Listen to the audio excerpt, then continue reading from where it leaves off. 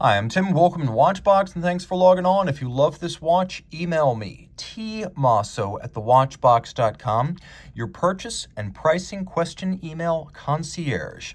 For your questions about this or any Watchbox watch you see on any Watchbox platform, email me directly for pricing, tmosso@thewatchbox.com.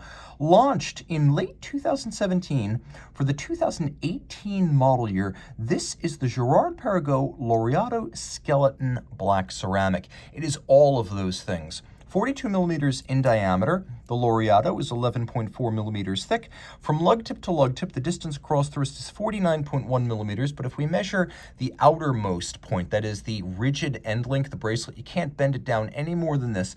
Total distance across the wrist is 51.8, but do not despair, it wears well on a small wrist. On my wrist, which is small, 16 centimeters in circumference, we get an outstanding fit. Despite the distance across the wrist, I'm going to go ahead and recommend this for a wrist as small as 14 centimeters circumference. In sapphire and ceramic, it's super light, and there is a lot of articulation to the bracelet, so you can see it will easily curve around a wrist. The flatness of the case is remarkable, as 11.4 millimeters is incredibly thin for an automatic winder that's also 100 meters water resistant. You can see how it would easily slide underneath a dress cuff. Taking a quick look, this is hand-finished ceramic, which is to say everything that might be applied to a steel Laureato, that is the run against the milling machine for the links, the primary links, the intermediate links, the case, the bezel. All of that milling is done identically on the ceramic, which is no mean feat because the ceramic is super hard. 1,500 Vickers.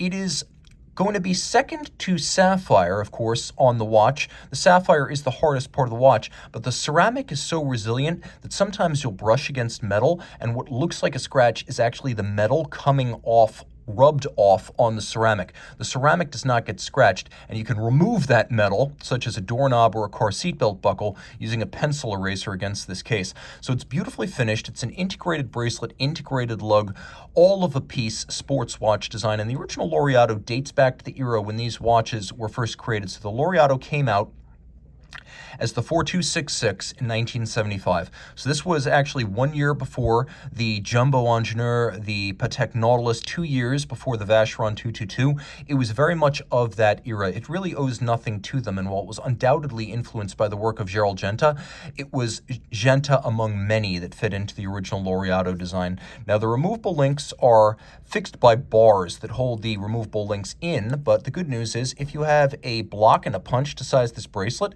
every single link is removable, so it's going to be easy to size. You can see that there are polished intermediates. There's a polished bevel on each side. The actual faces of the links, outer faces, are satinated, and then there's a horizontal satination across the primary links. We have a titanium double folding clasp here, and you can see the use of ceramic spring-loaded pin snaps. So over time, the tolerances of the clasp will not be diminished. It will always remain snappy and crisp. There is a twin trigger release system, so it can't pop open due to shock on the wrist. You have to press both triggers first. Rolling around to the case flank, you can see the case is quite thin. The bezel fits into the case from the top, and we have a combination of satin finish, polished bevels, polished bezel edge. There's a little plinth on which the geometrically faceted part sits. They are all of a piece. You can see polish on the plinth, polish on the face, polish on the bevel of the bezel, and then on its top there's satination that runs all the way around.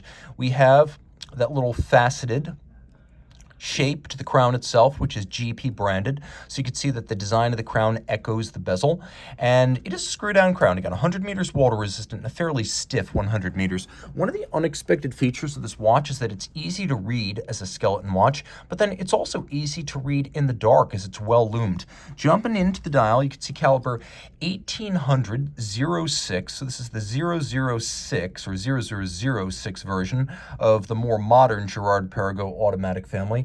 I'm not going to lie, the 3000 series is getting a little bit long in the tooth, having been developed and launched in the early 90s. This is a much more contemporary platform that came out in the 2000s. Now it's been entirely open wrought. Let's talk about basic tech specs and then discuss finish. So it's an automatic winder. It's got a 54-hour power reserve, a stop seconds function. It beats away at 8 beats per second. It pivots on 25 joules. And you can see it has one large single barrel. It also has a free sprung balance, so it's more shock tolerant, and the adjustment's done using variable inertia bolts on the balance, so it can take a very precise adjustment too from the watchmaker. The barrel acts as an unofficial power reserve, as the coiling of the mainspring in the barrel gives you a good idea of how much time remains until the watch stops. Now, the finishing, it's outstanding. I'm going to try to show you from this angle, but you can see that the bridges and the plates have a mirror beveling on all of the edges. There are also many sharp interior angles. Just take a look above the keyless works mechanism. We have 1, 2, 3, 4, 5, 6, 7 sharp interior angles. That is to say, the angles formed, the acute angles formed where two polished bevels meet. You can see there's a sharp crease between them. Most watches just have a broad uncreased junctions between bevels. So you can see this has those too, as there are places where bevels meet in a bit of an arc rather than a crease. The thing is though, this watch has over a dozen sharp interior angles between the front and the case back, and you'll find them on the rotor as well. See down there? Most Geneva hallmark movements have one, maybe two interior angles. Some have none. So it's impressive here to see so many of them. We also have satination across the wheels, satination across the top of the rotor, a media blasting on the bridges and plates. It's very impressively finished.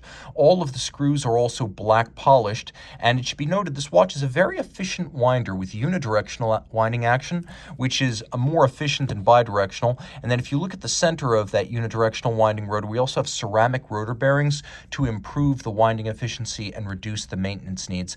I would argue that this is the thinking man's alternative to the Royal Oak open-worked, and I would also opine that the finishing here is competitive with the Royal Oak, especially where the beveling and the angles are concerned. So reach out to Team Mosso at thewatchbox.com for purchase and pricing details.